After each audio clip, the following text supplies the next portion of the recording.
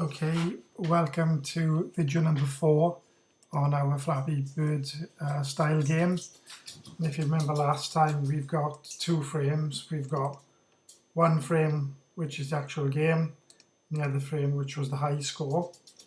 And in the high score we created a restart button, but probably what we should do is we need to do Control M. We need to probably put some text in here to tell somebody to press what key to press to restart the game.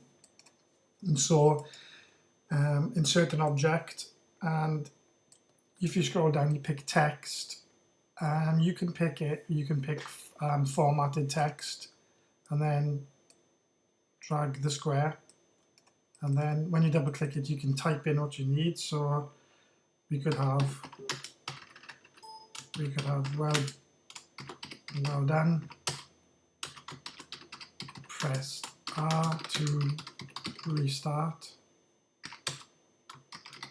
press Q to quit. We can change that by using the buttons at the top, so I can go to comic, bold, and make it perhaps 18. It doesn't fit anymore, so we just need to resize our box. So there's some instructions for the people playing our game. It's quite straightforward. It tells them what to do. You can spend more time making a better looking screen than this. So we've done that. If I press Control E, I would need to put a new keyboard option in. Upon pressing the key, Q, it'll be end the application, so that'll end our game. The only problem is it would probably be nice to have a nice start menu to our game. So let's go to the top and do a new frame. Call this start menu. Let's move it up to the top. So we got ourselves a start menu. So what would we do? We would press Control E, a new condition, and again it would be a keyboard condition. Keyboard, upon pressing the key, S, and we would say, well, we can say actually next frame there probably, and the next frame is our active game. But now in our active game we've got to change one or two things. No, we need to go to our high score, Control E. When somebody presses start, we need to delete that. When somebody presses start, we need to jump to frame 1, start menu. So if we press F8 to start the whole game off, I've got a blank screen, I didn't put any instructions in. But if I press S, it starts the game. I'll end it there. So let's quickly put in an object, so formatted text, press S, press S to start the game. And again, let's change the font to something I want. I quite like the look of comic, bold, and we'll go for 20. We'll put that right in the middle of the screen. So we've got ourselves instructions on how to start the game. So press F8 to work the whole thing through. I need to get myself on the scoreboard.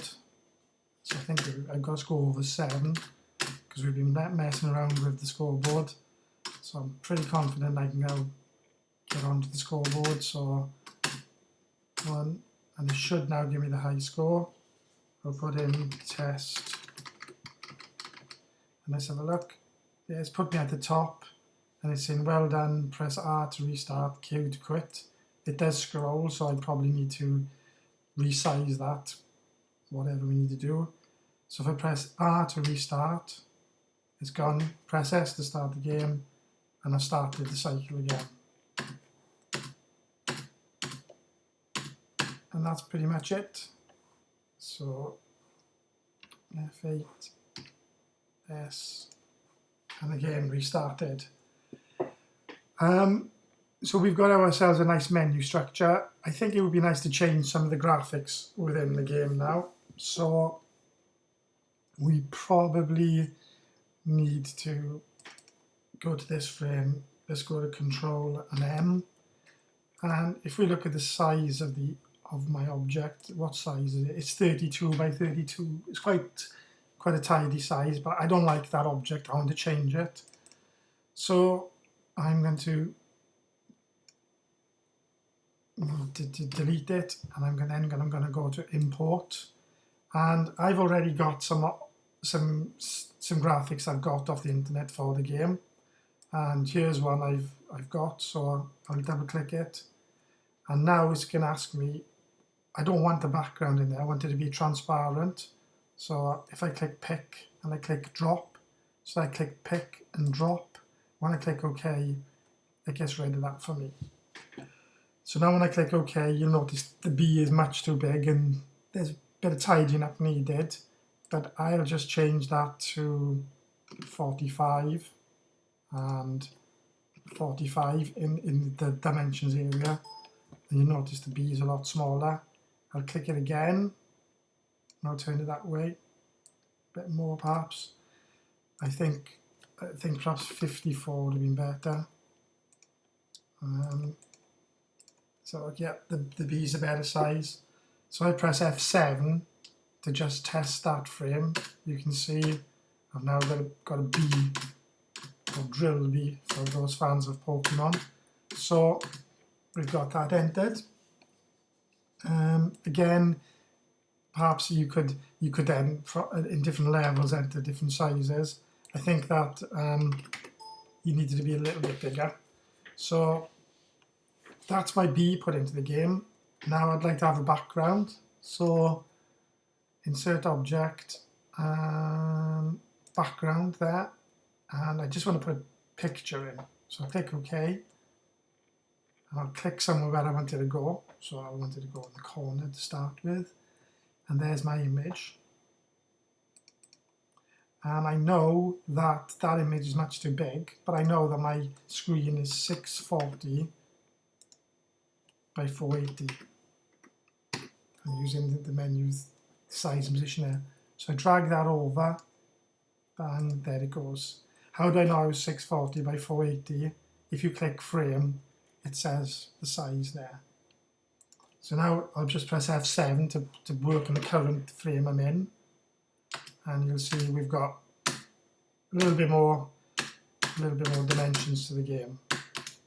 Okay, it's not going to end now because I'm only playing F7 to be in the frame I'm in. And again, exactly the same then, the start menu, bit bland, insert an object, picture, and I wanted that one in there. So click open, much too big, change the size. I know I'm a 640 by 480 screen.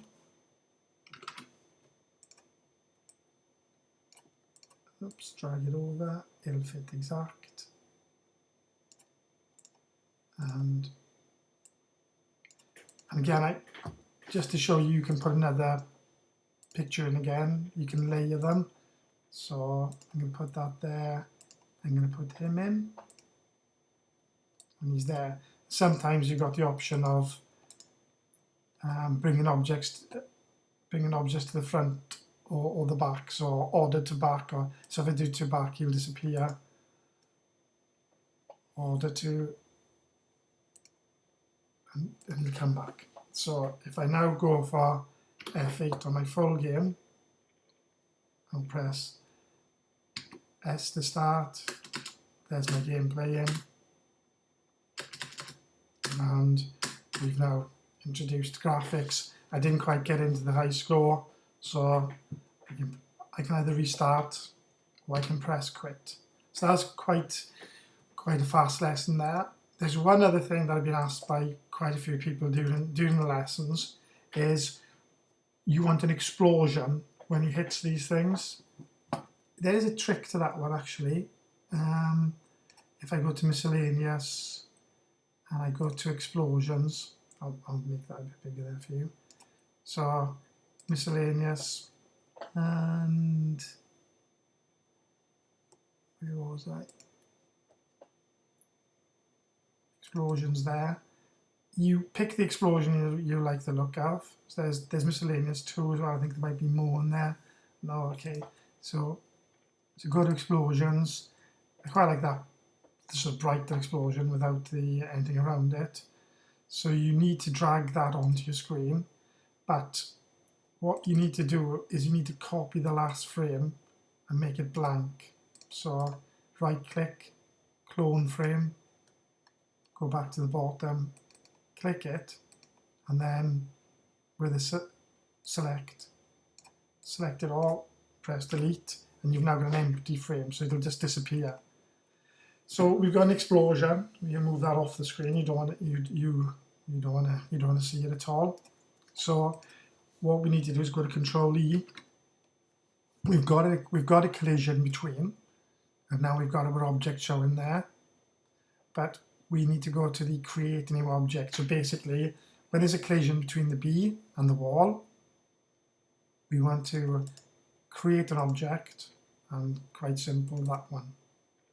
At actual, I can say relative to the wall, perhaps. Click OK, and then I got some more options then with an action point. I think we'll pick action point, interaction of active 2, interaction of active 2. So when he hits the wall now, there should be an explosion. So I'll press F7 just to play this frame. So 1, so if you notice, I picked active hotspot, so the explosion is hitting too low. So we'll end that. Just need to edit it a bit. Options, we want it to be the hotspot of the bee. So now if you press F7, no, he's still not exploding on me, so let's play around with that a bit more. So I'm going to delete the rule, and I'm going to create a new object. We want the flame relative to, or it should be relative to the bee, where the bee hits, not the wall. And then options, indirection, click OK. Okay, so I picked it to have the explosion in the wrong place. So now it's when he hits the wall.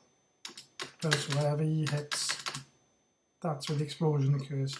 So that's quite simply how you do an explosion, and you can see the effect of the last image on the explosion when it disappears. And so that's pretty much Flappy Bird with a lot of new features in, and just sort of you could easily do new features sort of where the score reaches perhaps 20, you would just copy everything down and start a new frame. I hope you found that useful. I look forward to seeing the games that you come up with. Thank you very much.